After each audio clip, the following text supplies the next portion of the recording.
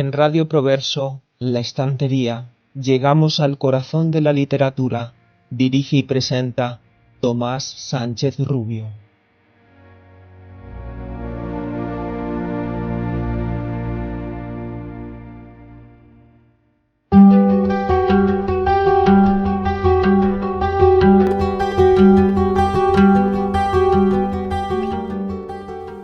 Cuando llegue la noche y sea la sombra un báculo, cuando la noche llegue tal vez el mar se habrá dormido, tal vez toda su fuerza no le podrá servir para mover solo un grano de arena, para cambiar de rostro una sonrisa, y quizá entre sus olas podrá nacer un niño cuando llegue la noche.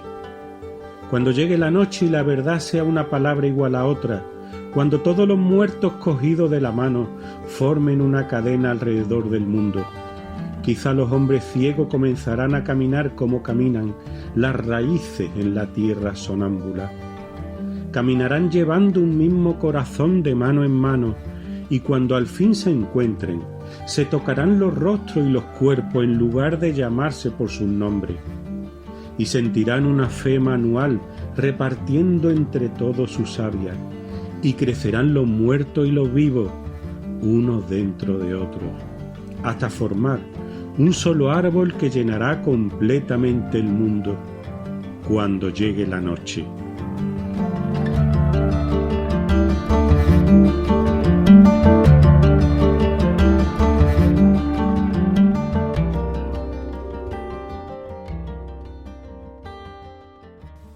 Efectivamente, como muchos de vosotros, amigas y amigos, habréis adivinado, los versos que acabo de leer pertenecen al poema Creciendo hacia la tierra, dedicado por Luis Rosales al escritor y diplomático nicaragüense José Coronel Urtecho, amigo del autor granadino. Buenas tardes, soy Tomás Sánchez Rubio. Es miércoles y estamos en un nuevo programa de La Estantería en Radio Proverso, la radio que es cultura, concretamente el número 67, el último del curso y por ello algo más extenso de lo habitual. Espero sinceramente que el espacio de hoy sea de vuestro interés. Muchas gracias por estar ahí. Y es que el próximo viernes 31 de mayo se cumplirán 114 años del nacimiento en Granada del escritor Luis Rosales Camacho, quien fallecería en Madrid el 24 de octubre de 1992. Luis Rosales estudió Filosofía y Letras y Derecho en su ciudad, trasladándose en 1930 a Madrid para continuar allí sus estudios. Entabla amistad en la capital de España con los garcilasistas Luis Felipe Vivanco, Leopoldo Panero, Dionisio Ridruejo y José García Nieto. Pronto se convertirá en la cabeza de la conocida como Generación del 36 y en uno de los máximos exponentes de la denominada poesía arraigada. Estudioso del siglo de oro español, pasa a formar parte de la Hispanic Society of America y en 1962 ingresa como miembro de número en la Real Academia Española. En 1982 recibe el premio Miguel de Cervantes como reconocimiento al conjunto de su obra literaria. El pasado 13 de abril, a punto de cumplirse entonces un año de la presentación de su ópera prima, el original y rotundo poemario Puro Sentimiento, tuve la oportunidad de hacerle una entrevista en directo a la escritora de Dos Hermanas, Mónica Rodríguez Villaverde. Tras aparecer en mi canal de YouTube, hoy he rescatado dicha entrevista para el programa La Estantería. Mónica, firme defensora del uso de la transcripción fonética andaluza en la creación literaria, participó el fin de semana del 10 y 11 de mayo en la primera jornada sobre patrimonio simbólico lingüístico dedicada al habla andaluza, dentro de la 12ª Junta de Escritores en Andaluz, un enriquecedor encuentro organizado entre otras entidades por el Departamento de Antropología Social de la Universidad de Sevilla y la Sociedad para el Estudio del Andaluz. En dicho evento, Mónica intervino en una mesa redonda, así como leyendo poemas propios y de otros autores. Por otro lado, su obra Puro Sentimiento tuvo un presentador excepcional en la persona del investigador y profesor de la Universidad Pablo de Olavide, Juan Porra Blanco. Hola, buenas tardes, ¿qué tal, amigas y amigos? Pues nada, aquí estamos con una compañía mejor imposible, ¿eh? Y desde el corazón del Cerro del Águila. Ya sabéis que, bueno, tenemos aquí los estudios, ¿no? En nuestro domicilio de la calle Afán de Rivera, en pleno corazón de este barrio maravilloso, al que os animo que conozcáis, pues, las personas que no la conocen y que, bueno, y los que lo conocéis, pues, que volváis a disfrutar de él, de nuestro cerro. Pues bien, hoy es 13 de abril. Es el día de San Hermenegildo, un santo bastante vinculado a Sevilla. También es el cumpleaños de una persona muy cercana, de mi sobrino Juan Luis, al que felicité esta mañana, que iba a pasarse el día, creo que me dijo, a Isla Cristina, con lo cual pues seguramente está disfrutando pues de una jornada inolvidable, porque bueno, nos ha regalado el tiempo pues un día maravilloso, la verdad. Parece que la feria pues también va a ser más calurosa que otra cosa, pero bueno, así se disfruta más. Ya sabéis que bueno, es raro que yo haga entrevistas directas. Esta entrevista la colgaré en su momento, dentro de poco tiempo, en mi canal de YouTube, y posteriormente pues la podréis volver a escuchar posiblemente a finales de mayo en el programa La Estantería de Radio Proverso. Tenemos una invitada muy especial, pero os quiero comentar que cuando he dicho eso de que mejor compañía imposible, pues aparte de nuestra querida Mónica Rodríguez Alcocer, también conocida como Mónica Rodríguez Villaverde, pues detrás de la cámara está Lourdes y el marido de Mónica, Juan, que ahí pues nos han traído unos pasteles que estamos deseando que acabe el programa para meterle mano. Como invitada también hasta hace poco hemos tenido un moscardón, lo que pasa que ahí hemos cerrado la puerta y está encerrado en el pasillo a ver que, porque bueno, miren ustedes, esto es que estaba más bien alimentado que todas las cosas, la verdad, era enorme. Me daba miedo, me parecía de película de terror, miren ustedes. Pues nada, esta ocasión un poco especial en la que le voy a hacer una entrevista en directo a Mónica, que ha venido con su marido Juan de Dos Hermanas expresamente, pues sencillamente para una celebración, porque precisamente tal día como hoy, no 13 de abril, sino tal día como hoy del año pasado, pues fue la primera presentación de su libro Puro Sentimiento en el Ateneo Cultural de Dos Hermanas. Era...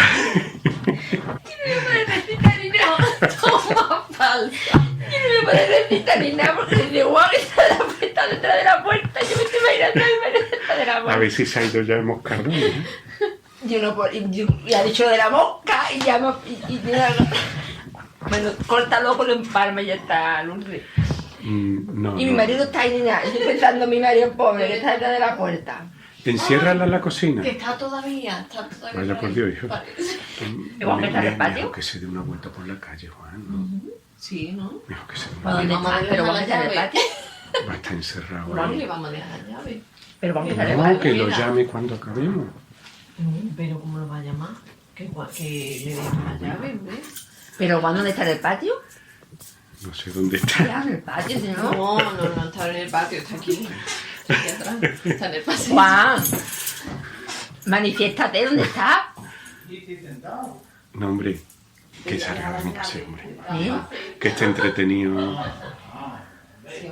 No, vecino, lo dejáis. Si se ha ido la mosca ya, déjala en la puerta.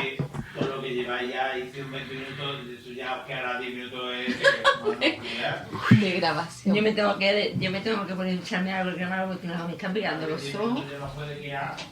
Bueno, entonces tú vas a estar bien, ¿no? Venga. Usted no mienta a mi marido, estamos solos. Mi marido, no ha venido ni la mosca ni mi marido. Cosa. No, de Juan. Pero tú no te rías, tú no. Pero es que claro, he dicho lo de la mosca. Vamos a ver, vamos a poner esto, lo vamos a poner, ¿eh? Lo de la mosca. Hombre, en las tomas falsas. Esto sigue grabando. Sí. Vale.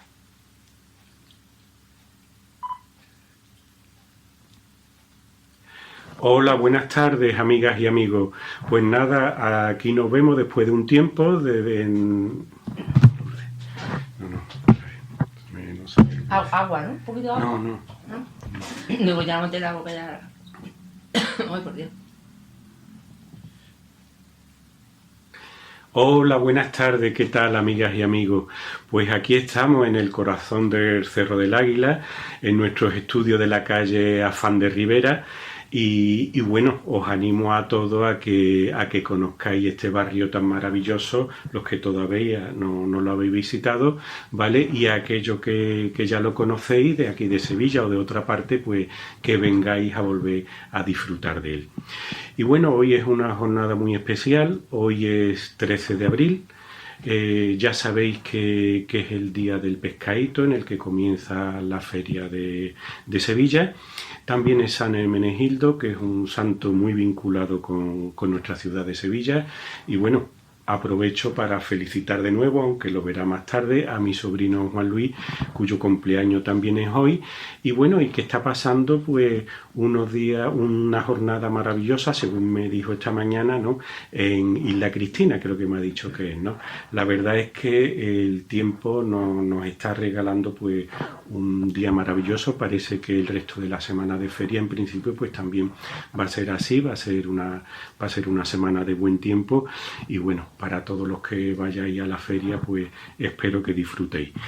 Aquí estamos en mejor compañía imposible. A mi lado está Mónica Rodríguez Alcocer, también conocida como Mónica Rodríguez Villaverde, pues que ha venido esta tarde de Dos Hermanas a hablar un poquito con nosotros. Es una situación especial porque ya sabéis que es raro que yo haga entrevistas en directo, ¿no? Aprovecho para comentaros que esta entrevista va a salir en YouTube, pues seguramente dentro de unas horas o mañana, ¿vale? Y que de todos modos la entrevista pues también va a aparecer en audio en el programa La Estantería, posiblemente a finales de mayo.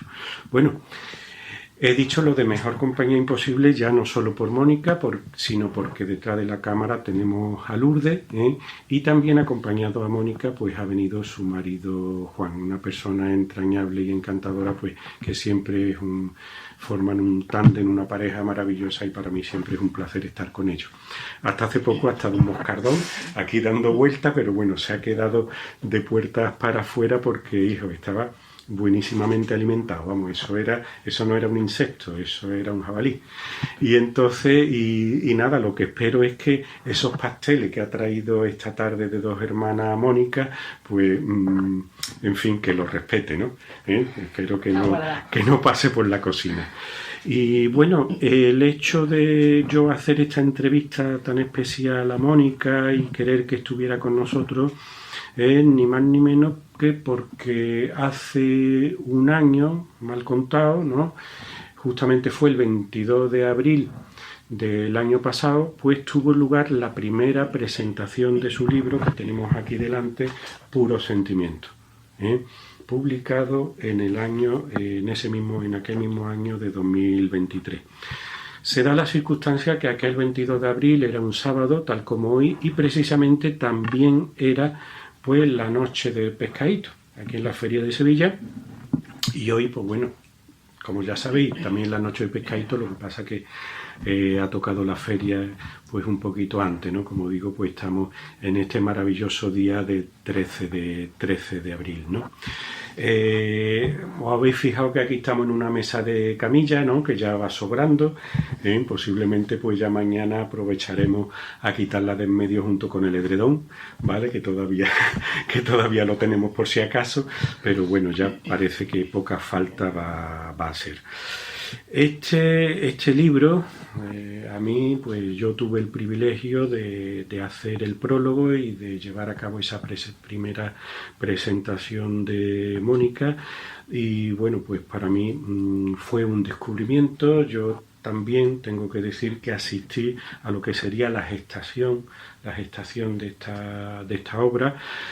Mónica, una persona muy meticulosa, pues la verdad le dio bastante vuelta porque no estaba contenta, como la mayoría de los buenos escritores y la buena escritora, pues no acababa de estar conforme con lo que iba a salir en imprenta, y entonces pues la verdad fue una gestación bastante larga. Yo quisiera aprovechar, los que me conocéis, pues sabéis que soy aficionado a las efemérides. Yo sencillamente voy a mencionar que tal día como ayer pues murió un andaluz ilustre, ¿no? El filósofo Séneca de Córdoba, y bueno, murió un 12 de abril del 65 después de Cristo. Y me quedo con unas palabras que él dijo que la podemos aplicar perfectamente a esta gran persona que me acompaña esta tarde. Dice: no nos atrevemos a muchas cosas porque son difíciles, pero son difíciles porque no nos atrevemos a hacerlas. Mónica es una persona trabajadora, luchadora y al mismo tiempo discreta y modesta, que verdaderamente, pues yo creo, para mí es un ejemplo de lo que debe ser un verdadero creador, porque ante todo pues siente respeto, no solo ya por las personas, sino siente respeto por la literatura. A ella también le podríamos aplicar, ¿no?, tal como puse en mi prólogo, pues aquella cita tan renombrada de Federico García Lorca, que decía: la poesía no quiere adeptos, ¿no?, sino que lo que quiere son amantes. Y bueno, Mónica, ¿qué tal? ¿Cómo estás? Bueno, pues un placer estar aquí con ustedes, aquí en el cerro. Y la verdad es que, como ha dicho, después de un año sevillano. Exactamente, un año sevillano. Porque aquí en Sevilla los tiempos, como se dice, los tiempos se cuentan de otra forma, y después de eso, de hace precisamente un año sevillano, o sea, un año de ese sábado de pescadito de 2023. Exactamente, y fue además que fue aquello una presentación, pues la verdad se llenó. Me presentaste en el Ateneo de Dos Hermanos. Se llenó allí el salón de actos, nos acompañó nuestra querida amiga Regla Hidalgo, sí, también en aquella ocasión, y bueno, la verdad fue un día inolvidable. Pues yo habría muchísimas cosas que yo quisiera hablar sobre este libro y preguntarte, ¿no? Pero a mí me parece que hay una cosa muy interesante, y es que después de este año este libro no ha dejado de tener presentaciones, y las que le quedan, y de eso querría que hablara Mónica, ¿no?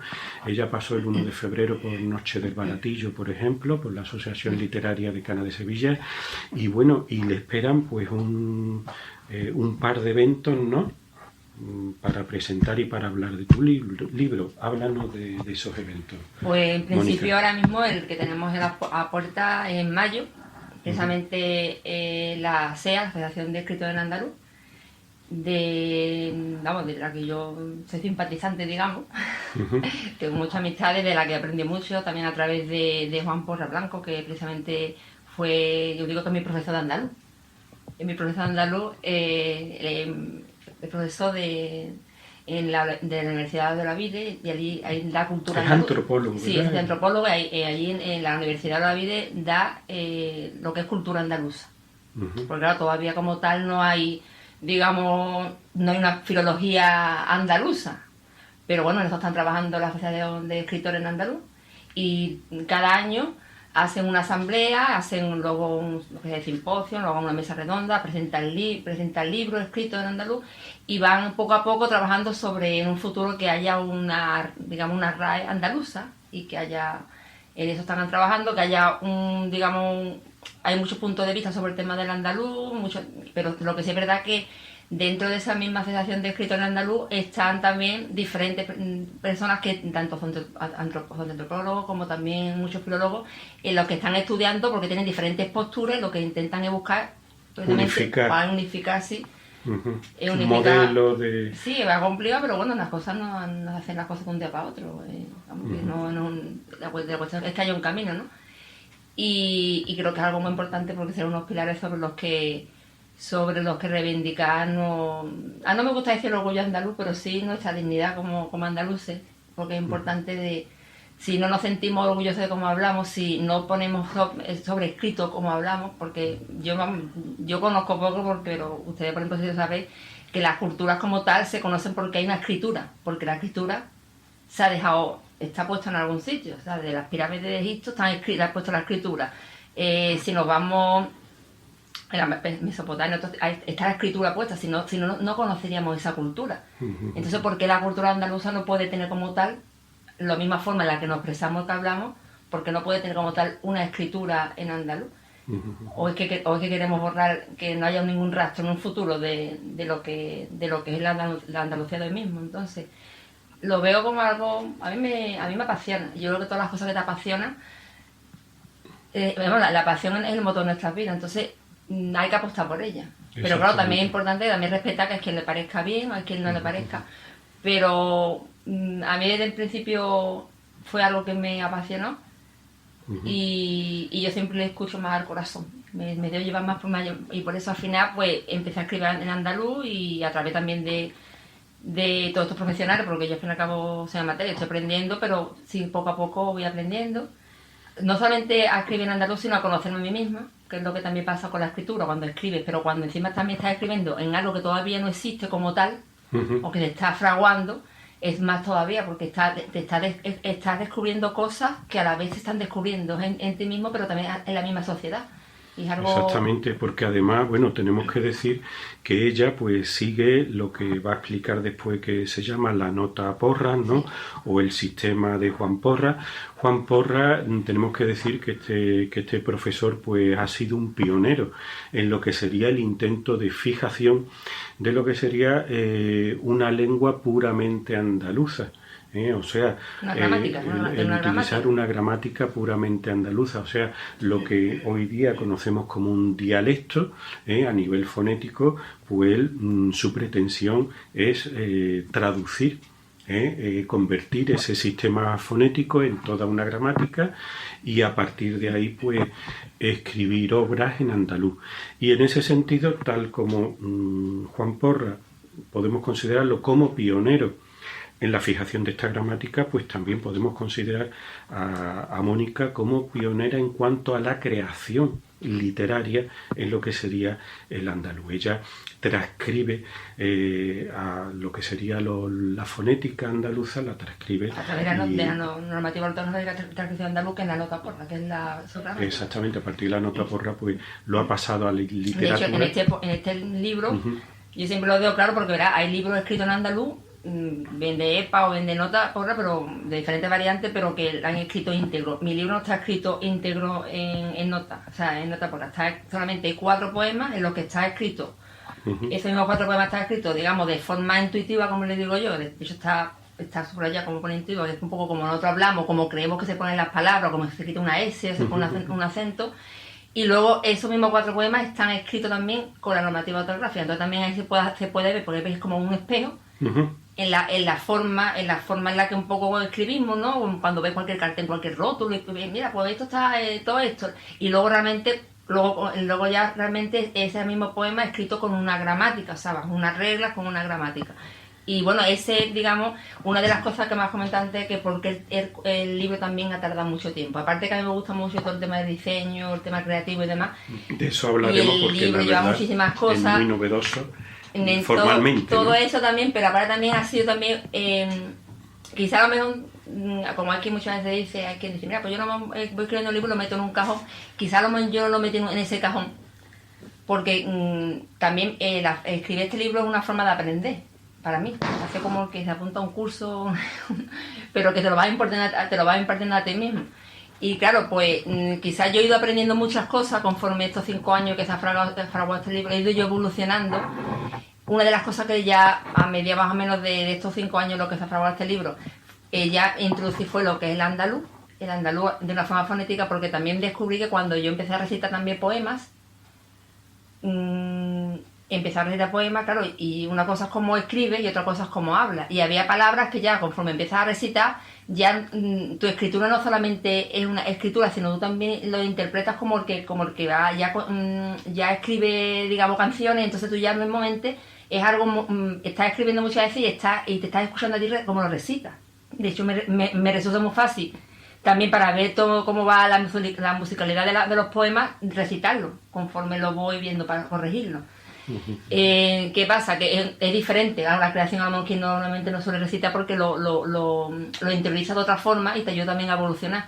Y me pasó lo siguiente, de que ya se fue metiendo las palabras del andaluz, que al fin y al cabo son las mías, las que vivo, y se fueron metiendo dentro de mí y tenía ya muchas dudas, porque quería ya poner palabras, ya cuando empezaba a escribir me salían palabras en andaluz que yo quería poner porque la construcción del poema lo necesitaba.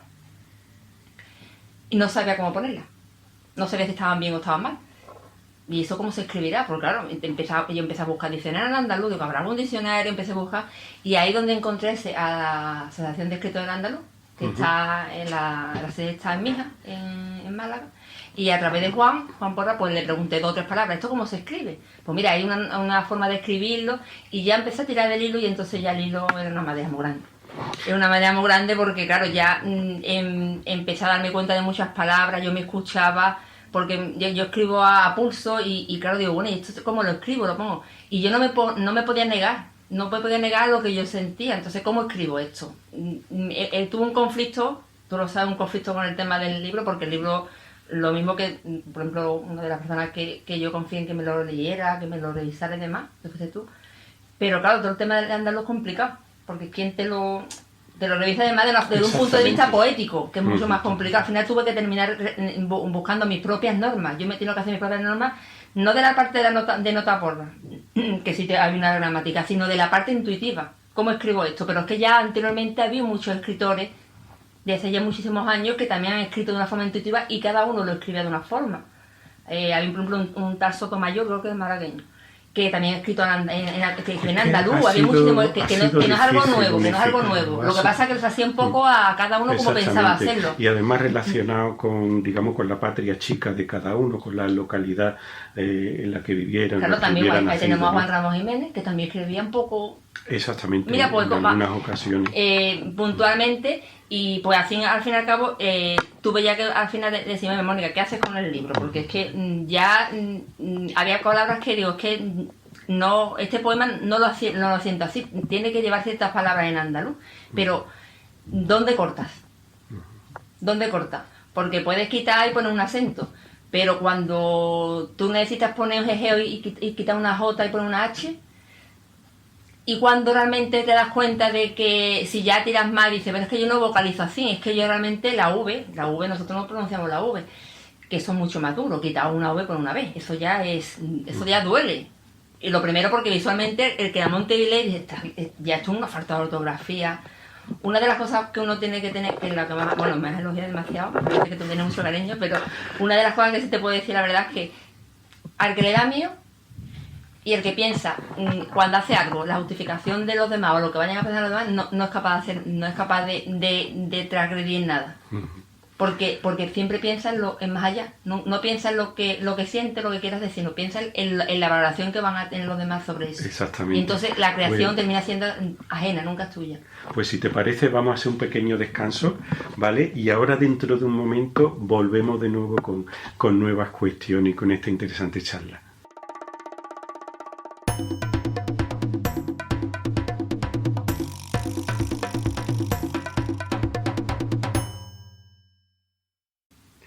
¿Qué tal? Pues aquí estamos de nuevo después de un breve descanso y yo lo que querría, estábamos muy interesados, ¿no?, en estas interesantes palabras que nos estaba dirigiendo Mónica relacionadas con la elaboración de este libro que, como hemos dicho, pues es muy novedoso desde el punto de vista de esa particularidad de estar escrito, vamos a decir, en andaluz.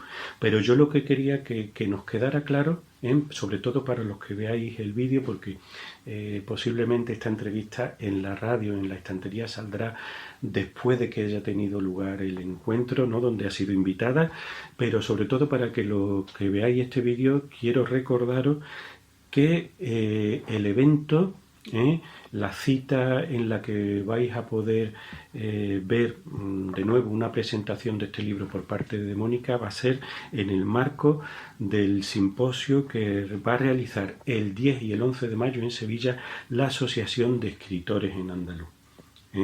O sea, entonces creo que se va a celebrar, la sede creo que va a estar en la Universidad de Sevilla, pero de todos modos será un evento en el que tanto Mónica como yo pues vamos a compartirlo en las redes para que sepáis bien dónde va a tener lugar. Y yo quería decir de Mónica, ¿no? Antes de seguir, que bueno, ella nos ha dejado claro de que es una mujer que ha trabajado bastante lo que es este libro, ya aparte de que esté, vamos a decir, escrito en andaluz, pero lo ha trabajado bastante porque ella se define como una escritora autodidacta, pero yo pienso, ¿no? Por estas largas conversaciones que he tenido con ella, por el tiempo que hace que la conozco, que es de las autodidactas de verdad, porque ella no ha dejado de aprender. O sea, no ha dejado de leer, me ha comentado, siempre ha estado comentando conmigo las lecturas que ha tenido, y yo creo que ella se ha hecho y se está haciendo de un bagaje cultural que muchas personas de las que escriben, incluso con una formación, quisiera verlo yo en esas personas. En ese sentido, Mónica, a mí me gustaría que tú me hablaras de esos autores que tú has conocido en este tiempo, conforme tú has escrito este libro, incluso después, porque yo veo aquí resonancias, por ejemplo, de García Lorca o de Felipe Benítez Reyes, ¿no? Pero, ¿cuáles son estos autores que tú has... Bueno, Lorca es mi autor de cabecera. De hecho, aparte que en el prólogo también puse una cita. Yo también uno en la parte donde, por ejemplo, donde están los códigos, donde están recitados los poemas, que ahora luego hablaremos, también pongo también una cita, una parte de un soneto de Lorca. O sea, para mí Lorca es que, claro, mi poesía está muy arraigada al flamenco.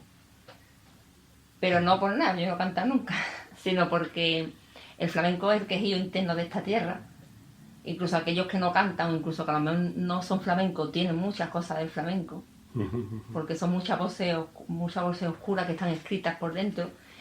Y la poesía realmente es lo que ha sacado de mí. Por eso, de hecho, este libro está etiquetado, un poco como etiquetamos, por ejemplo, cualquier publicación. Esta etiqueta pone puro sentimiento como digamos el título, pero luego está titulado como poesía en andaluz y flamenco. Porque este tema del flamenco, ahora que ha salido, ¿no? Pues hombre, es que verdaderamente no es fácil hacer una entrevista a Mónica, porque es una persona verdaderamente rica de vivencia, de teoría y de práctica. Entonces, a mí me gustaría, ya que ha habido el tema en el buen sentido. Ya me están viendo los autores, he dicho no, que hayamos pasado por otro lado. Pero siempre no dejamos de aprender. Bueno, aparte de Lorca, Felipe Benítez Reyes, pero está ese espíritu flamenco que yo quiero que nos diga cómo nació en ti. Yo no lo sabía que tenía tanto flamenco dentro. De hecho, cuando en mi texto no empecé a escribir y demás, y le daba algunos textos a algunos amigos, como te lo da a ti, y me decía, tiene muchos giros flamencos. Y entonces fue cuando yo un poco me fui dando cuenta. Luego empecé ya a recitar, me escuchaba las construcciones, pero vamos, hace más que me lo han dicho a mí, luego yo me he ido dando cuenta y luego se ha ido interiorizando en mí. Y luego, bueno, también aunque yo escuché también mucho flamenco de pequeña, porque mi padre y mi tío... Eso es a lo que yo iba. Mi padre... ¿Cómo nació en ti? Porque tú lo has mamado. Siempre de pequeña. ¿De qué forma? Sí, pero no era consciente, como tantas cosas que tenemos dentro, que están ahí. Y hay veces que un recuerdo o algo te lo exterioriza, o una persona que llega a tu vida y te rescata cosas de ti mismo y no te vas dando cuenta. Supongo que eso se llama vivir, vas viendo, pasan los años y te vas dando cuenta. Pero claro, la poesía es una canalización tan fuerte que hace que estalle muchas cosas dentro de ti. Y a mí el flamenco, no sabía yo que era tan flamenca. Pero porque tú acompañabas a tu padre a la peña. Claro, a mí lo que siempre me ha gustado mucho, a mí siempre me gusta mucho la sigrilla, que es uno de los palos más grandes del flamenco.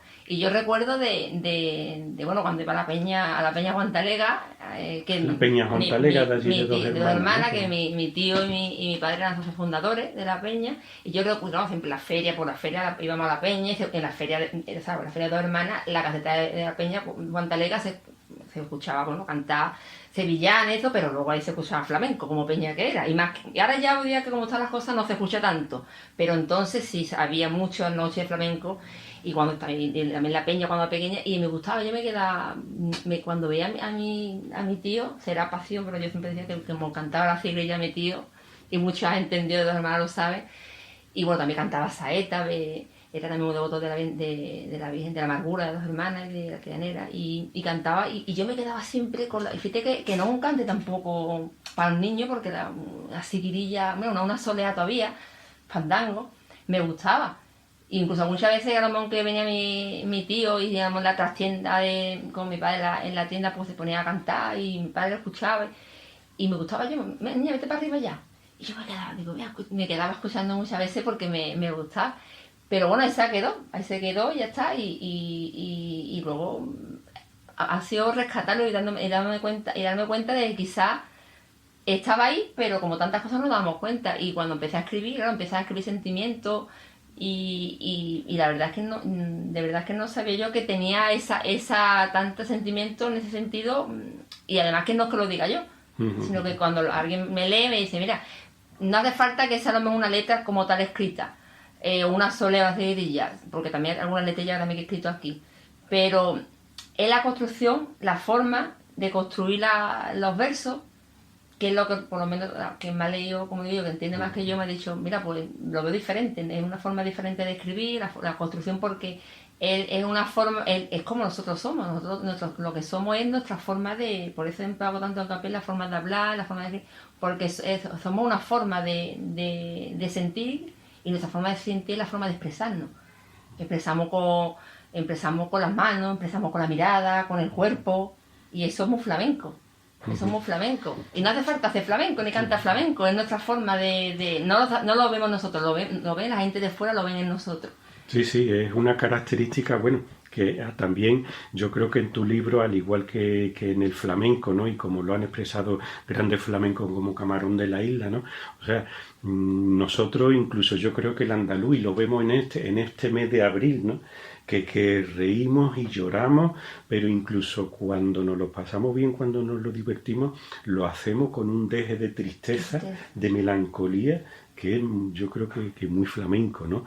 Y bueno, y lo que decía antes, que yo creo que este espíritu que tú tienes, que verdaderamente lo han mamado de tu niñez, de esa asistencia a la Peña Juan Talega, yo creo que lo que ha hecho es sencillamente, además, completarse, ¿no? Complementarse con estas lecturas que no has dejado de tener. Pero lo que hoy día escuchamos que has estado descubriendo, ¿no? Eso me ha protegido, pero por ejemplo, yo también, mi abuelo Antonio, que ahora lo ha dicho, yo escuchaba a Pepe Pinto, a Vallejo. Sí. Lo escuchaba en los cassettes, que tenía un cajón lleno de cassettes. Eso no lo sabía yo lo he descubierto luego en mí, pero que luego había cosas en mí que yo no las sabía. Como pasa en la poesía siempre, que nos descubre cosas que no sabemos que tenemos dentro. Eso es lo grande de la poesía. Y por eso crecemos con ella. Crecemos con ella porque nos redescubre por dentro. Y los autores, pues claro, lo que sí luego yo he ido descubriendo la poesía, quizás el flamenco, el cante, que al final como es la poesía de nuestro pueblo, es lo que yo he descubierto antes. Luego he descubierto los autores como tal, a los poetas de nuestra tierra. Y bueno, pues como a Juan Ramón Jiménez, yo es que soy más de Lorca. Esto es como lo del Sevilla, el Betis, yo soy más de Lorca. Y luego pues, otros también, por ejemplo, ya no solamente españoles, ¿no? Por ejemplo, la poesía francesa, Rimbaud, por ejemplo, Marsillet también, pero claro, te identificas más con tu tierra, ¿no? Luego, por ejemplo, sí, también un poeta, Buesa también, que lo hablamos una vez que me dice que no lo conocía, Buesa, que le decían el poeta enamorado, bueno, prácticamente eso es todo soneto, todo eso es soneto. Yo soneto, por ejemplo, solamente he escrito uno o dos, y bueno, que lo vemos bien a todo el mundo que escribe soneto, y muchas veces cuando veo un gran soneto, pues me parece estupendo. Lo que pasa es que tengo un defecto muy grande, entre otros que puedo tener, que no me gusta ceñirme, no me gusta que me ciñan a nada.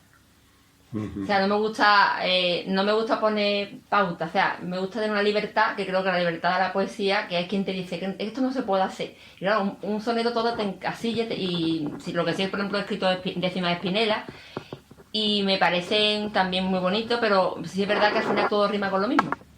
Me gusta más una rima interna, o que veas el poema y no sabes dónde rima, pero tienes una sonoridad y tú dices, ¿dónde rima? Una rima más blanca, o sea, que tú digas, ¿dónde? Te llenas de rima, pero no sabes dónde está. No sabes dónde está, no tienes que no buscar la palabra. Y bueno, por supuesto, la libertad, que eso también es lo que me ha hecho el andaluz, escribir en andaluz. A mí lo que siempre me gusta es siempre hacer lo que me da la gana, te lo he dicho muchas veces. Entonces, claro, cuando me han dicho, esto no se puede hacer, o esto hay que hacerlo así, Has ido por el camino me contrario. revelo. Entonces, claro, decir, yo siempre digo que para mí la poesía es un lienzo en blanco que Y no tiene además, margen al ninguno. que has dicho otras veces en otras conversaciones, incluso en una vez anterior que tuviste en la estantería, cómo te ha acompañado a lo largo de toda tu vida, la poesía. O sea, para ti Sí. ha habido momentos Y además, que han sido pura poesía. Lo que pasa es que no le he echado cuenta. Y Yo sé que le da la espalda a la poesía, porque luego me he dado cuenta posterior que yo siempre he estado vinculada al mundo de los negocios, y claro, pues tengo colchonería, tienda de descanso, siempre he estado vinculada, y le da la espalda a mi parte creativa, la focalizar, por ejemplo, en otras cosas. Siempre me ha gustado el tema de decoración, de diseño gráfico, pero esa parte le da la espalda, no la he cultivado, entonces pues se ha quedado guardada. Pero sí es verdad que los momentos importantes de mi vida, en los que necesito expresar algo, como los pasajes que escribimos, es que llamaba a mi puerta. Y necesitaba expresarlo de alguna forma. Y claro, pues me estaba esperando. Cuando, por ejemplo, falleció mi padre, yo le escribí un poema esa noche. Pero es que yo hacía años que no escribía poemas. O sea, que no es que diga, mira, una persona que escribe poemas, pues normal, le hacemos poema a todos. Ya luego te das cuenta que es una práctica, ¿no? Cuando falleció, por ejemplo, mi abuela también, a mi padre se le hizo un poema un poco más extenso, me dejé toda la noche escribiendo y corrigiendo. Pero que no lo había visto en mí, yo no estaba escribiendo, yo no escribía, yo escribía puntualmente. Cuando nació mi hija, pues le hice un pequeño texto con las invitaciones. Estaba ahí, lo que pasa que era pincelada.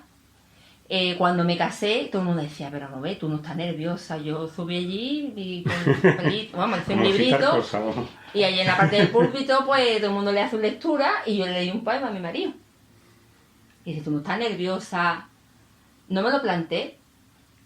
Me podía mal exteriorizar lo que quería hacer. Ahora, por ejemplo, me leer un poema y me pongo nerviosa. Pero era como una obligación. Yo tenía que... Es como cuando tienes en una necesidad que necesitas, que tienes que expresarlo. Yo no sé si es para lo mejor para los demás, quizás, o más para uno mismo. Yo supongo que lo tienes que expresar de los demás, pero para uno mismo. Y bueno, pues le leí en este caso pues le leí un pequeño poema que le hice a mi marido. Y yo puntualmente hace años que no escribía, ¿sí? Yo empecé fue con 27 años de café, yo no escribía desde los 16 años que escribía.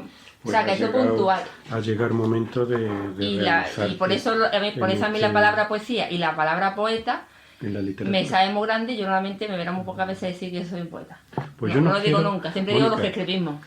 Pero bueno, pero me da respeto. Yo no quiero que acabemos esta entrevista sin que hable de la otra novedad de este libro, que es, digamos, una novedad. Ella ha dicho que le encanta el diseño gráfico, una de tus pasiones, y yo no quiero que pasemos, ya estamos llegando al fin de esta entrevista, no quiero que pasemos sin que comentemos, o sea, lo que es el diseño, ¿no? Porque entre otras cosas, la originalidad de este libro, pues viene marcada, horizontal, o sea, como cuando coges un abanico, marcada por el diseño que tiene, ¿no?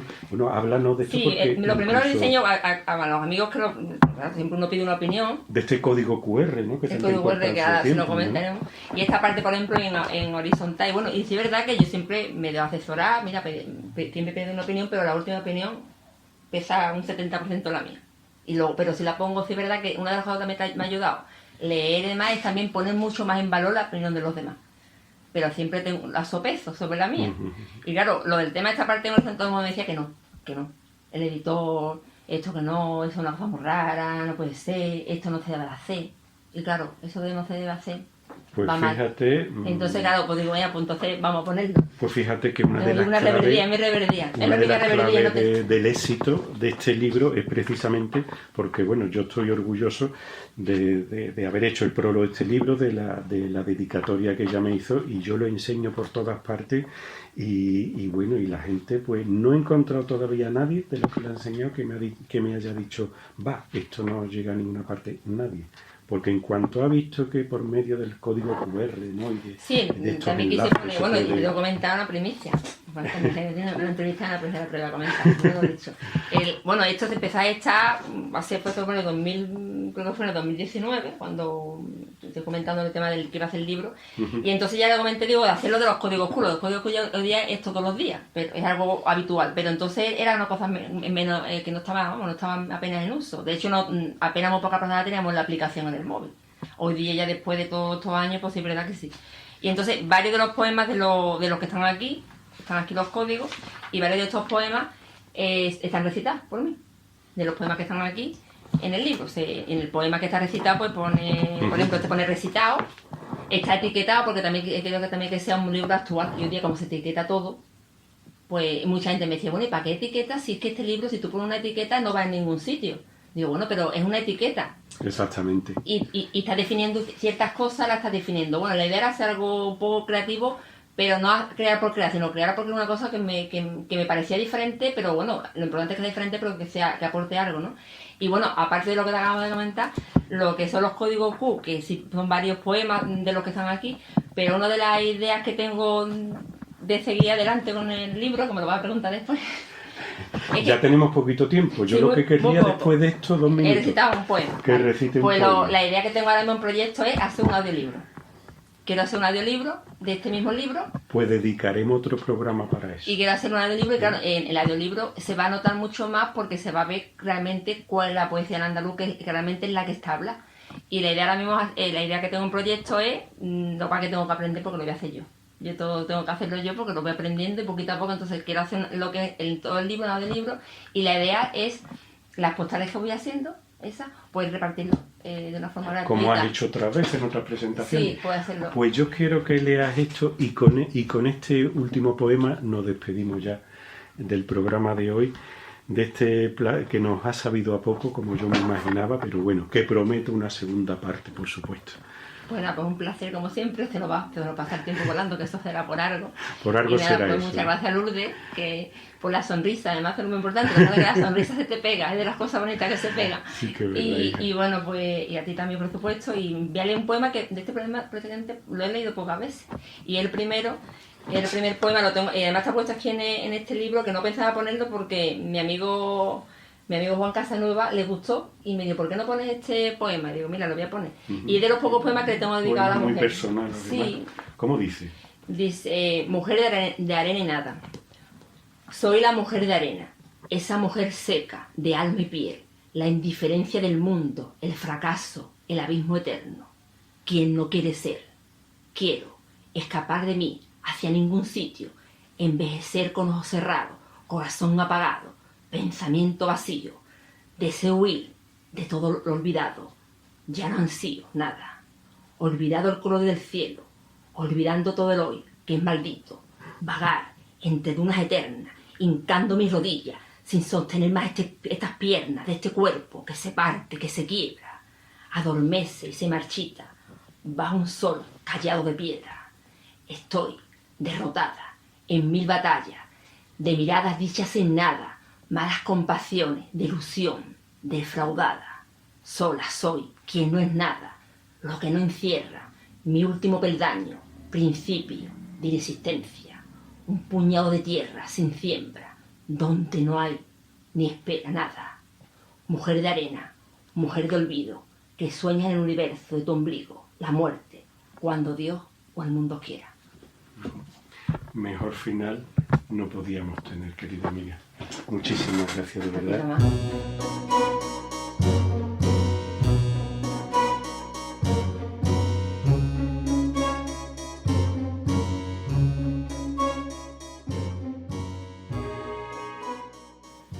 En el espacio Desde la Raíz, donde comentamos habitualmente en cada programa la etimología de unas cuantas palabras y expresiones pertenecientes a nuestra rica lengua castellana, trataremos esta semana algunas voces de cuyo origen, a pesar de seguir siendo más o menos habituales hoy día, hemos perdido ya la conciencia.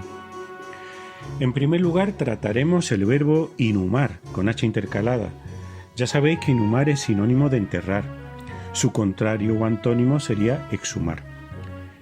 La raíz que tienen ambos verbos HUM, la raíz no tiene nada que ver por otra parte con humo, que proviene de fumus del latín, que significa precisamente humo, y bueno, fumare por tanto pues sería echar humo, sino que viene de humus, con el significado de tierra, de donde provendría otras palabras como humillar o humillarse, que significa ponerse a la altura del suelo, o bien humilladero, que como sabéis es un monumento de carácter piadoso o religioso ante el que debemos ponernos de rodillas tradicionalmente.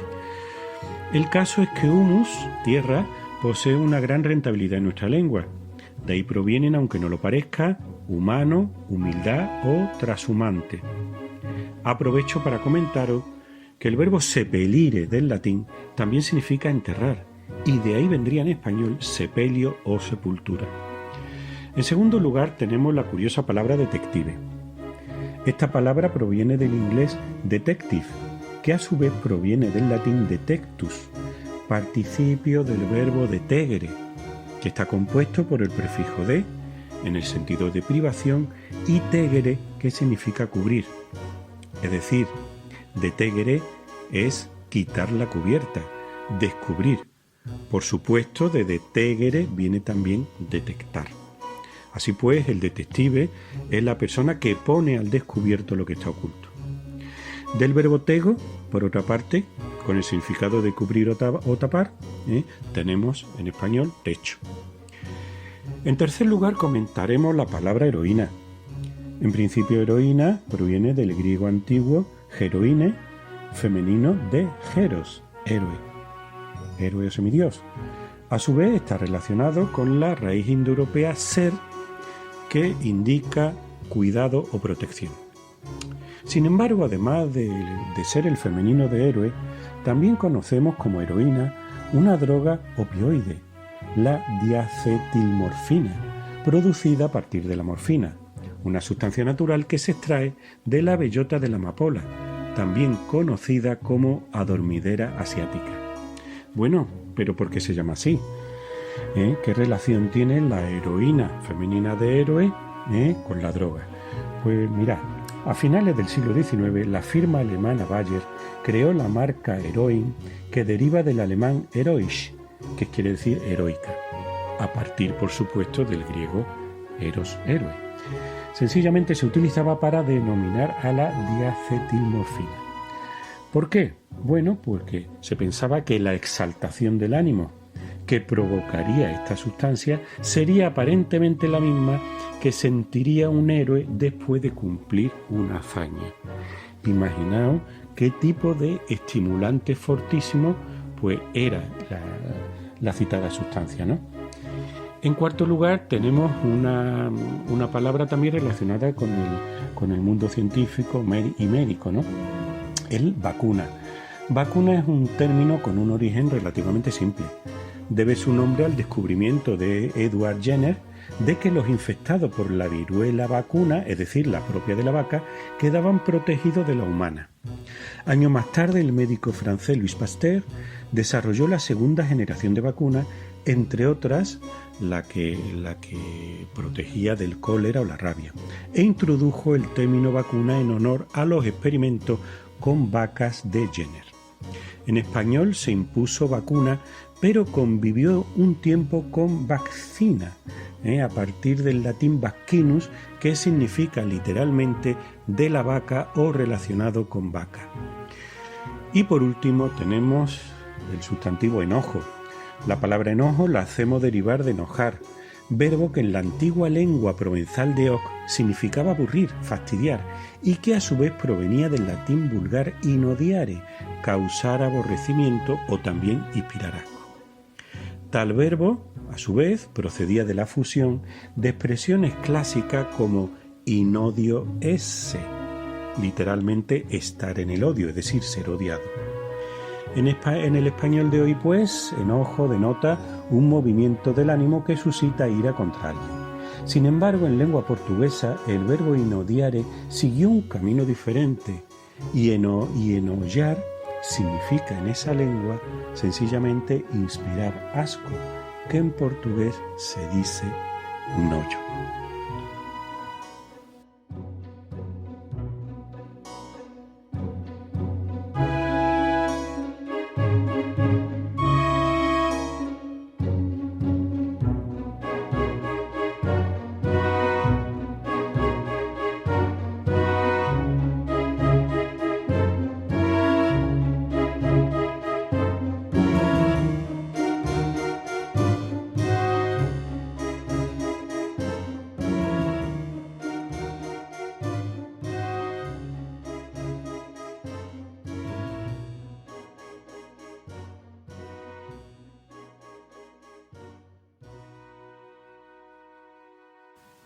En el rincón de las historias, nuestro compañero y amigo José Manuel Martínez Arias, relatista de cabecera de La Estantería, vuelve a estar una semana más en el programa. Hoy, sin embargo, no ha venido a traernos un relato propio, sino a presentarnos a una joven escritora, Ingrid Parrilla Sánchez, y su cuento titulado Dentro de ellas, una historia ambientada en la Sevilla de hace unos años, entrañable y emotiva, que indaga en el paso del tiempo, en la familia, en el amor en definitiva. Disfrutadla. Hoy, en el Rincón de las Historias, y para terminar esta temporada, contamos con un relato extraordinario de la joven escritora Ingrid Parrilla Sánchez. Aunque nació en Sevilla, donde estudió enfermería, hoy reside en Inglaterra. Su relato, Dentro de ellas, tiene una fuerza radical, fuerza que emana de la naturaleza de las sucesiones, su final tan tierno como sorprendente. Escuchemos, pues, Dentro de ellas, de Ingrid Parrilla Sánchez.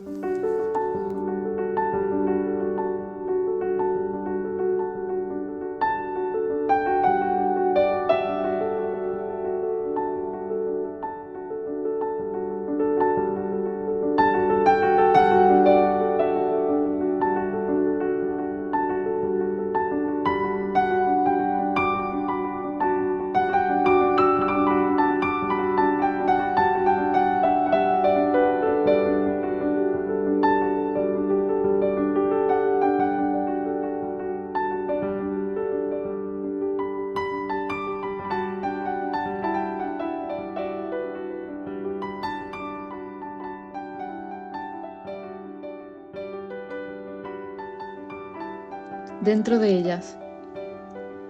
En la mañana del 22 de abril de 1948, sobre una de las muchas mesas llenas de objetos de segunda mano que se vendían en el mercadillo El Jueves de Sevilla, aguardaba una muñeca matrioska impaciente a ser comprada por alguien. Los rizos negros del flequillo, pintado con un fino pincel, hacían contraste con la blanca vestimenta que envolvía el resto de su figura y actuaba también de velo alrededor de la redonda cara. Las mejillas, dos pequeños círculos rosados, enmarcaban una tímida boca lineal con dos puntitos sobre la misma que hacían las veces de nariz. Sobre el vientre, pintada con delicadeza, lucía una azucena anaranjada que la propia muñeca sujetaba con manitas invisibles. La muñeca observó a los viandantes moverse en todas direcciones. Algunas miradas y algunos índices la habían apuntado un par de veces, pero sin éxito. Aquella misma mañana, como a eso de las 11, Mariano Pérez, jefe de mantenimiento del por entonces Palacio de Justicia en el barrio de Santa Catalina, sintió el terror y la emoción más grandes de su vida al oír sonar el teléfono de su oficina. La enfermera, que llamaba del Hospital de las 5 Llagas, fue clara y asertiva. «Su señora está a punto de parir, no tarde». Y tal como colgó el teléfono, saltó los escalones de mármol blanco de 2 en 2 y salió a la calle Almirante Apodaca a llenarse los pulmones de aire. Como un loco corrió en dirección a la Plaza del Cristo de Burgos y atravesó la Plaza de la Encarnación buscando la calle Feria. Regina Sacratissimi Rosari leyó en el dintel de la puerta de la capilla de Montesión, y tras santiguarse al pisar el suelo santo se arrodilló con la frente perlada en sudor ante la Virgen del Rosario. «Virgen María, Madre del mundo, te ruego ayuda a mi Azucena en el parto y provee para que nunca en la vida le falte un cuidado. Amén». Casi sin recuperar el aliento salió de nuevo a la calle y siguió caminando en dirección al hospital, con la dificultad añadida de sortear a todos los transeúntes que visitaban el conocido mercadillo. El mismo bullicio que le impidió avanzar con soltura lo llevó a posar la mirada en la muñeca matrioska. Fue un instante de intensidad casi magnética. Sintió de repente la certeza de que la plegaria que acababa de hacer había sido concedida.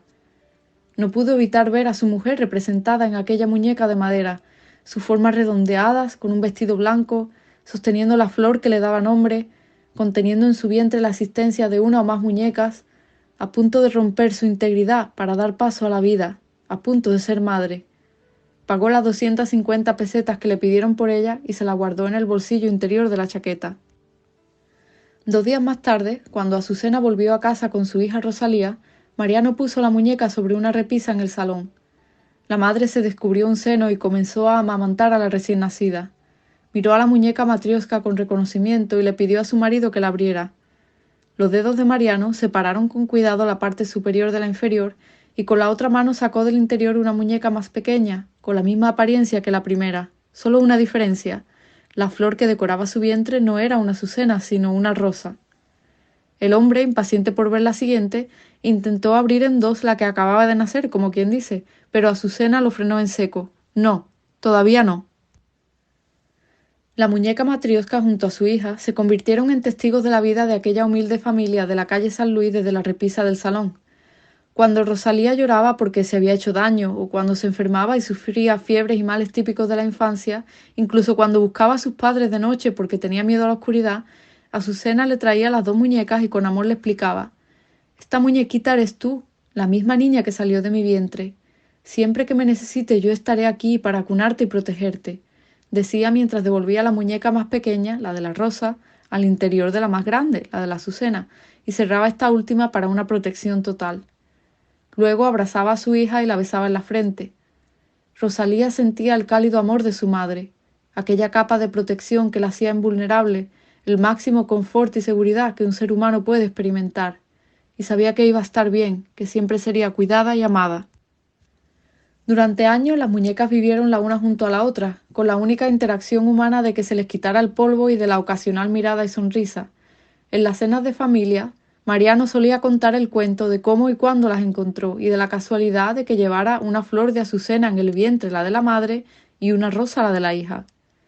Y a pesar de la curiosidad del propio matrimonio y de Rosalía, que había crecido con premura, la segunda muñeca permaneció cerrada durante años. El día en que Rosalía cruzó el umbral de la puerta, habiendo convertido a Azucena en abuela de una niña llamada Violeta, Mariano recibió permiso para abrir la segunda muñeca. Casi como si de una intuición se tratara, aunque muchos pensaran erróneamente que Rosalía en algún momento de soledad había mirado el contenido de la segunda muñeca, la tercera, la más pequeña, de similar apariencia a su madre y abuela, llevaba una flor morada pintada en el vientre. Y tal como Azucena hizo con Rosalía, Rosalía hizo con Violeta, y utilizó las tres muñecas para reconfortar a su hija en momentos de miedo, dolor, enfermedad e incertidumbre.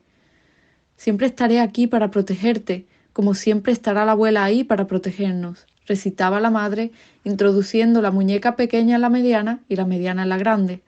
Y Violeta sentía la paz y la tranquilidad inundar su pecho. Siempre tendría una doble fortaleza que la protegiera de cualquier mal, su madre y su abuela. Y así fue mientras creció de niña a adolescente, de adolescente a mujer joven, de mujer joven a adulta. Y los años pasaron sin piedad, a la par que la vida se les escapaba entre los dedos como si fuera agua. Y cuando Violeta cumplió 30 años, su abuelo Mariano enfermó y falleció. Entonces fueron ella y su madre, Rosalía, quienes acompañaron a su abuela Azucena durante los peores meses de su vida. Se fueron a vivir con ella mientras se recuperaba de tan irreparable pérdida, y a pesar de que consiguieron crear nuevos recuerdos felices y aprovecharon el tiempo cocinando juntas, contándose historias y entregándose todo el amor familiar que pudieron, Azucena se fue rindiendo poco a poco y también enfermó.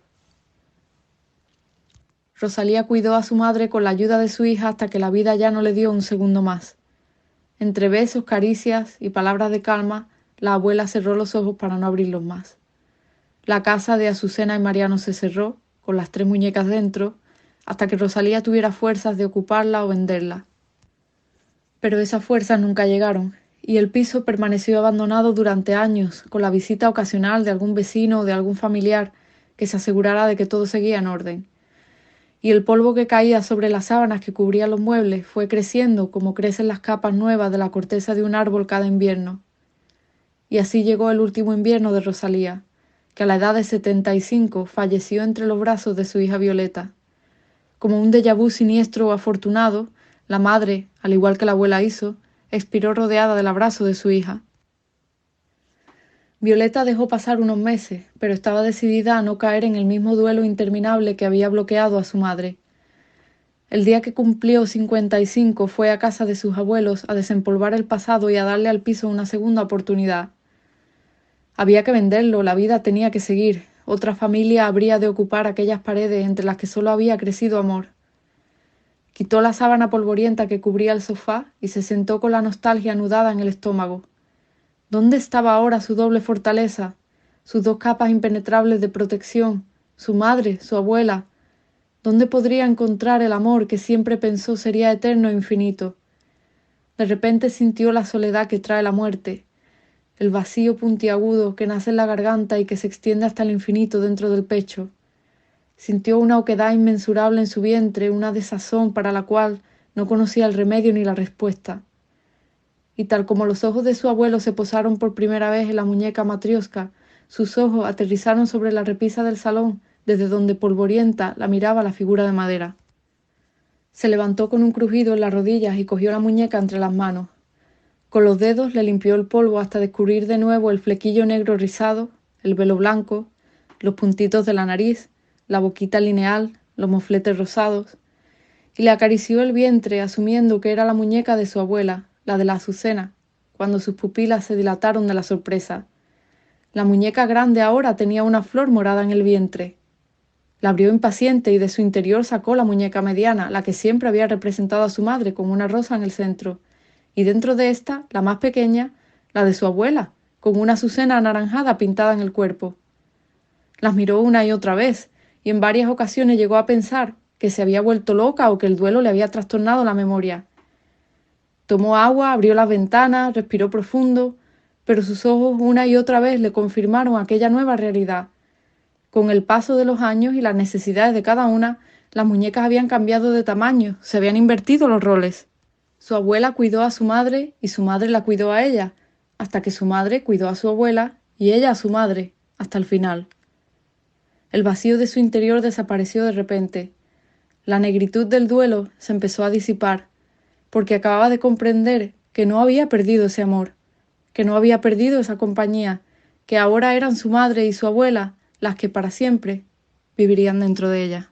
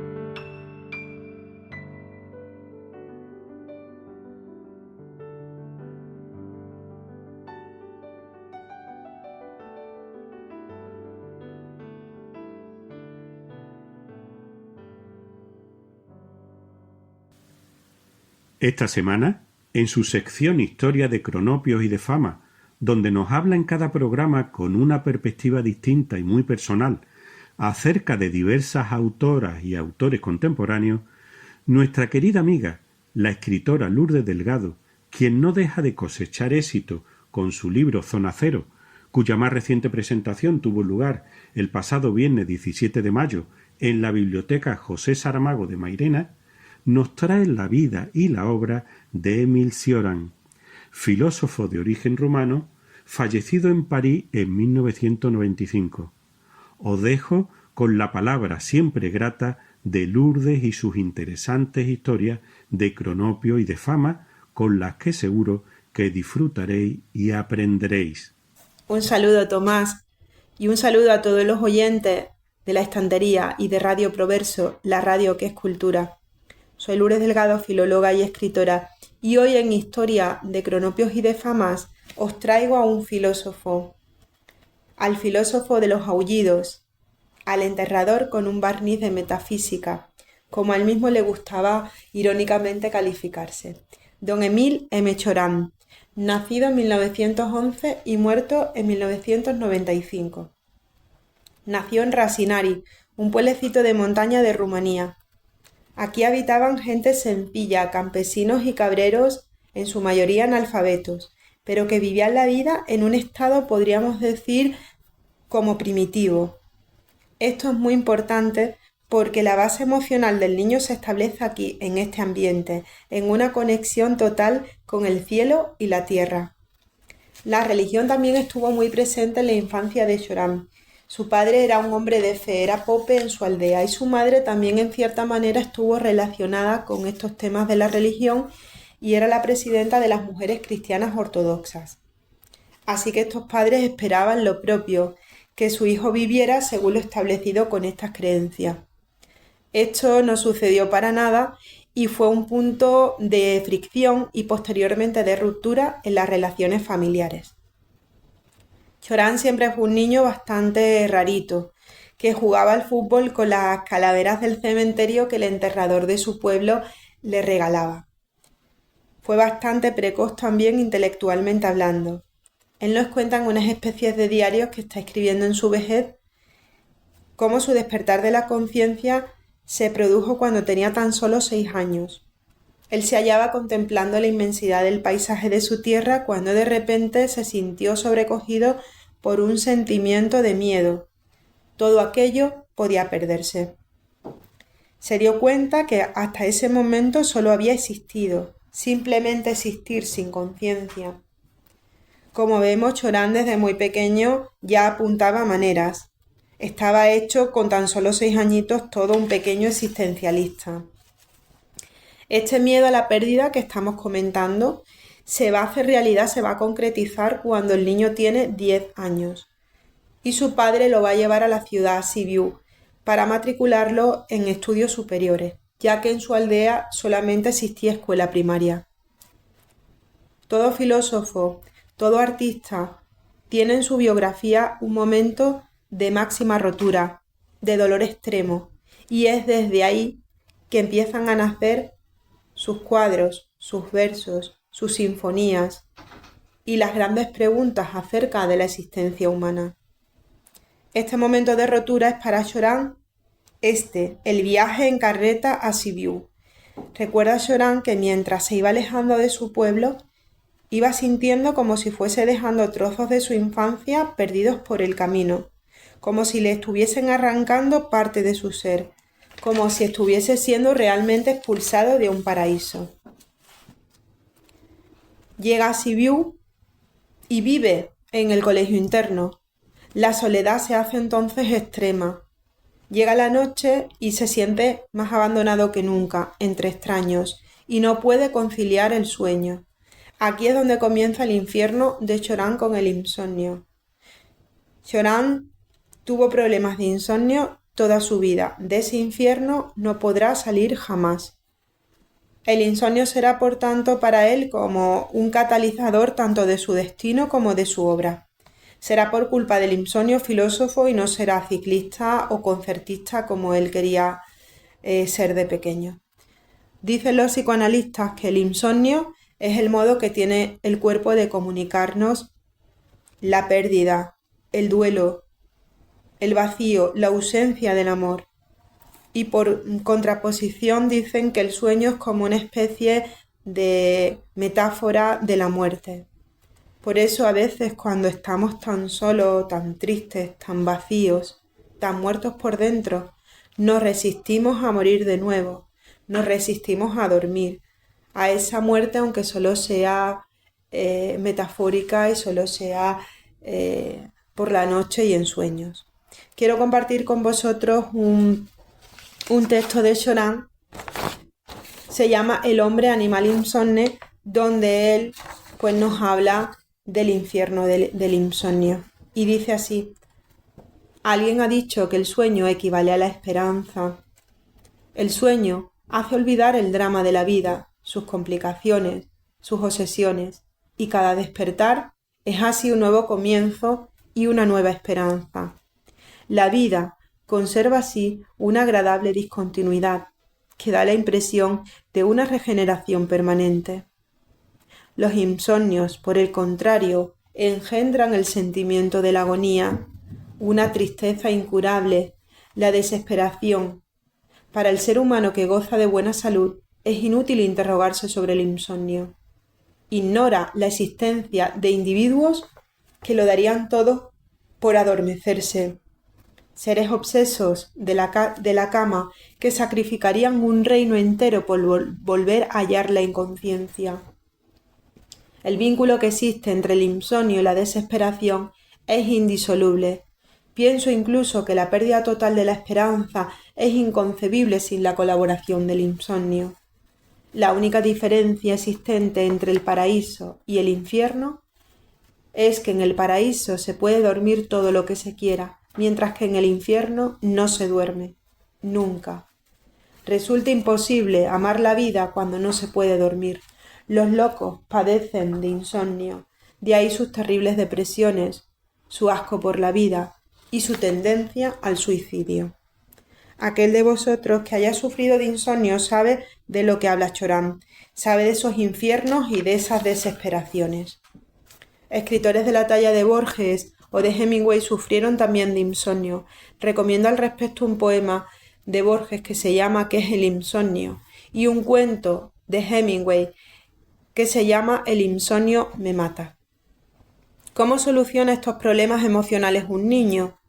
Un niño no soluciona, es demasiado pequeño para ello. Un niño busca refugios, y Chorán encontró algunos refugios que lo acompañarían toda su vida, refugios para huir de la locura. Se refugió en la biblioteca y se convirtió así en un lector muy compulsivo. En esa etapa descubrió a Nietzsche y sobre todo a Dostoyevski, y se enamoró del espíritu atormentado y de esa pluma endemoniada que tiene el escritor ruso. Se refugió también en la escritura y durante toda su vida estuvo poniendo por escrito pues sus pensamientos, sus laceraciones, su caos emocional. Chorán dijo que de no haber sido escritor hubiera terminado siendo un asesino o se hubiera matado a sí mismo. Chorán escribe para resolverse, escribe para conocerse. Él no pretende adoctrinar a nadie, ni convertirse mucho menos en un escritor de éxito. El periplo por Europa de Chorán es cortito, pero es bastante intenso.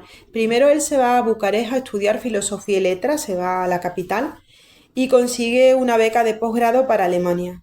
Por aquel entonces todos los estudiantes de filosofía anhelaban ir a Alemania porque era el baricentro del pensamiento.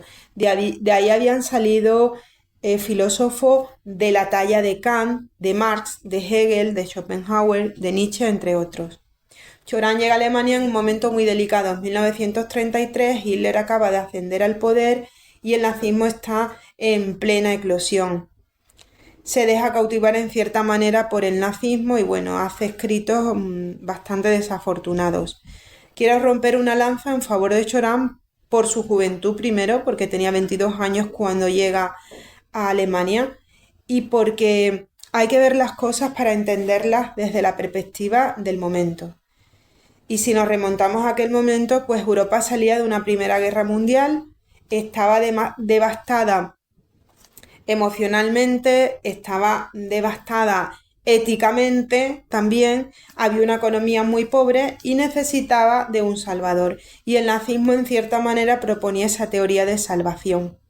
No olvidemos también que Europa durante muchísimos siglos había sido excesivamente antisemita. No obstante, Chorán en su madurez, haciendo autocrítica y balance de su obra, se retractará y se avergonzará de esa etapa. Termina esta estancia en Alemania, pide una beca para España. Él estaba muy enamorado de nuestro país, por dos motivos. Porque, bueno, para un hombre como Chorán, que se pasó la vida buscando a Dios, para él los místicos eran unas personas bastante atractivas en el sentido que eran los que tenían comunicación directa con Dios. Y entonces, pues, leyendo a Santa Teresa, se enamoró pues de la forma de escribir de la mística y también la traía a nuestro país porque éramos el símbolo de la derrota absoluta, al haber perdido un imperio donde nunca se ponía el sol. Y Chorán sentía muchísima inclinación por los derrotados. La beca al final no se la dan para España, se la conceden para París. Y entonces llegará en 1937 a París y continuará viviendo siempre ahí hasta su muerte. Cioran llega a un París que todavía es el centro cultural y también es el punto de encuentro de grandes artistas de todo el mundo. Por allí pasaron, mientras que estaba Cioran viviendo en París, Cortázar, Pizarnik, Sábato y Oster, entre otros. Y es también París la cuna del existencialismo, por lo que Cioran se siente comprendido en su modo de respirar por el mundo. Quiero comentar varias cositas. Se le ha tachado a Cioran injustamente de asocial, perdón. Lo que sucedía es que Cioran sentía repulsión, digámoslo así, por los grupos. No le gustaban tampoco las ideologías. Después de la experiencia que había tenido con el nazismo y viendo sus resultados, porque las ideologías exigen creyentes, no admiten disidencias, no admiten críticas ni opiniones. Y Cioran era un tipo muy selectivo además con la gente. Con Camus tuvo una mala relación provocada por la soberbia del autor del mito de Sísifo. Básicamente lo que pasó fue que cuando Cioran publicó su primera obra, digamos, de peso y la publicó en francés, que es de Breviario de Podredumbre, Camus la lee y encuentra a Cioran por la calle y lo aborda. Y su comentario para nada fue constructivo, fue un comentario hecho desde una posición de superioridad. Y entonces esto le molestó muchísimo a Cioran, puesto que Cioran tenía una formación académica muchísimo mayor que la de Camus. Camus le dijo, bueno, sí, está bien, pero a partir del siguiente libro es hora de que usted empiece a mover el pensamiento. Esto le fastidió muchísimo. Cioran era muy amigo tanto de Ionesco como de Samuel Beckett. Ambos eran representantes del teatro del absurdo. Y bueno, con Beckett daba largos paseos por París. También tuvo mucha amistad con Fernando Savater, que nos tradujo a Cioran al español y nos dio títulos tan buenos como El aciago de Miurgo o En las cimas de la desesperación. Y conoció a Sábato, al escritor argentino con el que desde el minuto cero tuvo una conexión brutal. Quizás porque ambos eran aldeanos, ambos tuvieron esa experiencia muy temprana de tener que abandonar su núcleo familiar para ir a la ciudad a hacer estudios superiores, ambos sintieron esa soledad, ambos eran existencialistas, ambos eran amantes de la pluma de Dostoyevsky. Y bueno, eran como dos almas gemelas que se encontraron, ¿no? También se le ha tachado injustamente de inhumano. Y al respecto quiero contaros una anécdota para ilustraros que esto es muy injusto. Cioran tenía una periodista y escritora argentina pues que se estaba encargando de difundir la obra de Cioran por este país.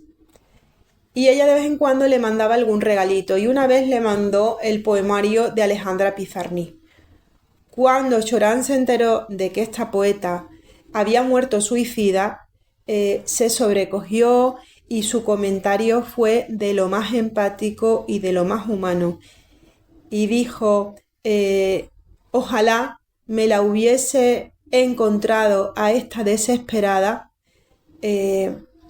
en uno de mis paseos y la hubiese disuadido, ¿no? del suicidio.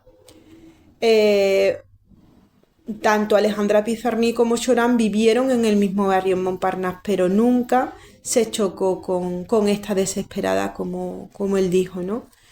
Y bueno, esto es un comentario demasiado humano para un autor que recomendaba como única salida a esta vida de sufrimiento, de absurdo, de vacío y desesperación, el suicidio. Cioran fue un autor anómalo, fue un único, un filósofo que jamás pretendió elaborar ninguna teoría filosófica, un ser herido en definitiva al perder Ítaca siendo todavía un niño, y que se quedó por ello desde entonces sin sentido de la vida, en el limbo del insomnio, en las cimas de la desesperación, de las que jamás logró bajarse. Luchó toda su vida por mantenerse vivo, a pesar del inconveniente que era para él el haber nacido, hasta que el destino volvió a arrebatarle de nuevo el único escudo que tuvo para luchar contra la gorgona de la vida, que fue su lucidez. Enfermó de Alzheimer y solamente esta enfermedad logró que dejara de pensar y que pudiera regresar finalmente a sus orígenes, volver a ser el niño de Rasinari, que en definitiva fue lo que buscó durante toda su vida. En las cimas de la desesperación. Este es el libro que os quiero recomendar hoy en el programa. Es el primer libro de Chorán, es un libro de 1934 y que tiene una relación conmigo muy especial porque yo me encontraba en un momento de mi vida de bastante crisis. Los libros nos buscan y en la mayor parte de las ocasiones nos encuentran. Y este me encontró a mí en un momento en el que yo me sentía muy sola y muy incomprendida y buscaba que alguien, vivo o muerto, me daba igual, entendiera y atendiera mi desesperación. Lo primero que me impresionó fue la lucidez, impropia de un muchacho que tenía solo 22 años. En este libro Chorán sienta de malas bases de todo su pensamiento. Aquí nos habla del insomnio, de la tristeza, del sufrimiento humano, de Dios, del absurdo de la vida. Venimos al mundo por accidente y la vida no es otra cosa que un molesto inconveniente, dice Chorán. Venimos a un mundo absurdo, creyéndonos que el camino es hacia adelante, hacia la construcción, porque no estamos contando con la muerte. Y el camino es totalmente el contrario, hacia la degeneración, hacia la podredumbre. Porque nacemos para morir, y si nacemos para morir, nada tiene sentido, ni el dinero, ni que yo trabaje como un loco 16 horas al día, ni el placer, ni llorar por alguien que nos abandonó. Nada de nada, porque al fin y al cabo todo eso va a perderse, va a caer en la nada del olvido. Este pensamiento evidentemente nos lleva al vacío existencial. Chorán decía que el único modo en que el hombre resiste a toda esta tragedia del nacer para morir en un mundo encima donde estamos permanentemente sometidos al sufrimiento es el autoengaño. El hombre se engaña con el amor, se engaña con la religión, se engaña con los hijos, se engaña con la acumulación de posesiones, se engaña con los viajes. A diferencia de otros filósofos, Chorán establece una teoría de la existencia que acaba ahogándonos. Es un pensamiento que nos conduce al sofocamiento vital. ¿Por qué? Porque él no propone ninguna salida a esta vida, al absurdo, al vacío, como por ejemplo sí que propusieron otros. Schopenhauer proponía el nirvana o Kierkegaard proponía la religión, Sartre propuso la rebelión, decía que la única libertad, la única no libertad que tenía el hombre es el que había nacido, pero en el resto el hombre era libre. O el mismo Nietzsche, ¿no?, que propuso el superhombre. Chorán decía que todo estaba aniquilado, que no había nada en pie y que lo único que podemos hacer cuando la vida se nos torne insoportable es el suicidio. Os recomiendo este libro por su lirismo, por la lucidez que tiene. En este libro Chorán se acerca muchísimo más al poeta que al filósofo. Esto no es ninguna novedad después de Nietzsche, ¿no?, en su Zaratustra. En Así habló Zaratustra, que también os lo recomiendo, aparece muchísima metáfora, muchísima poesía. Además, este libro funciona como un disparador de ideas. Para los que escribimos, o sea, es fundamental. Ahora os voy a compartir unos extractos de este libro, de Las cimas de la desesperación, para que podáis ver el lirismo de este filósofo y también como algunas de sus líneas podría haberla escrito el mismo Dostoyevski. Dice así: no poder ya vivir. Hay experiencias a las que no se puede sobrevivir, experiencias en las cuales se siente que ya nada puede ser sentido. Si se continúa viviendo, es únicamente gracias a la escritura. La creación es una preservación temporal de las garras de la muerte. Siento que muero de soledad, de amor, de odio y de todas las cosas de este mundo. Los hechos que me suceden parecen convertirme en un globo que está a punto de estallar. Se dilata uno, interiormente hasta la locura, al margen de la luz. Se expande uno hacia una plétora, desde la que un torbellino salvaje nos proyecta directamente en el vacío. La vida crea la plenitud y la vacuidad, la exuberancia y la depresión. ¿Qué somos nosotros ante ese vértigo que nos consume hasta el absurdo? ¿Hay algo entonces que nos ofrezca la ocasión de morir? Se muere a causa de todo lo que existe y de todo lo que no existe también. Lo que se vive se convierte a partir de ese instante en un salto a la nada. Quienes viven sin preocuparse por lo esencial se hallan salvados desde el principio. Pero tienen algo que salvar ellos que no conocen el mínimo peligro. Luego en Yo y el mundo nos dice así: lástima que no pueda yo hacer agonizar al mundo entero. El fuego con el que yo incendiaría el mundo no produciría su ruina, sino una transfiguración cósmica y esencial. ¿Quién sabe si incluso la muerte no dejaría de ser inmanente a la vida? Experimento una extraña sensación al pensar que soy a mi edad un especialista en la muerte. Y por último, nada es importante. Nada debería interesarme ya. Hasta el problema de la muerte debería parecerme ridículo. El sufrimiento estéril, el entusiasmo impuro, la vida racional, la eternidad, una palabra vacía, la fatalidad, una broma. ¿Para qué sirve todo ello en realidad? ¿Para qué interrogarse? ¿Para qué intentar aclarar o aceptar sombras? ¿No valdría más que yo enterrase mis lágrimas en la arena a la orilla del mar, en una soledad absoluta? El problema es que nunca he llorado, pues mis lágrimas se han transformado en pensamientos tan amargos como ellas. Queridos cronopios, lean a Chorán y no se enamoren demasiado. Y si encuentran una esperanza al pie de un cocotero, llévensela a casa y nútranla. Hasta el próximo programa.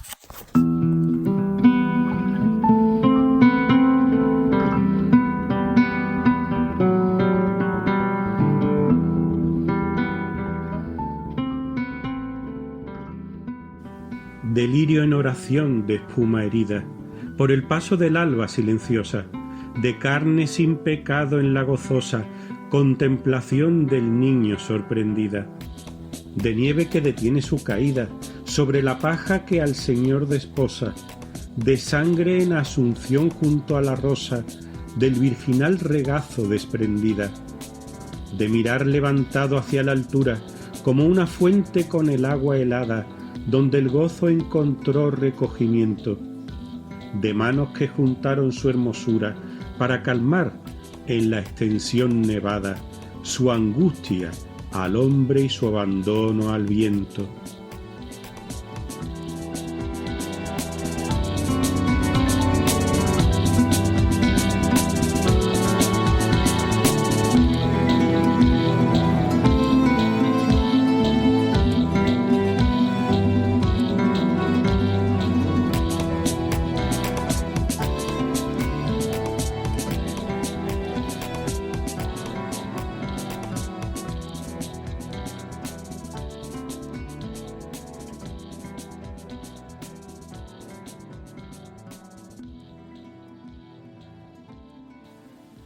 Enlazando, como solemos hacer, el final del programa con su comienzo, he querido acercarme al término de la estantería de hoy con otra composición de nuestro admirado Luis Rosales, concretamente con el delicado y a la vez rotundo soneto titulado De cómo vino al mundo la oración, de tema religioso.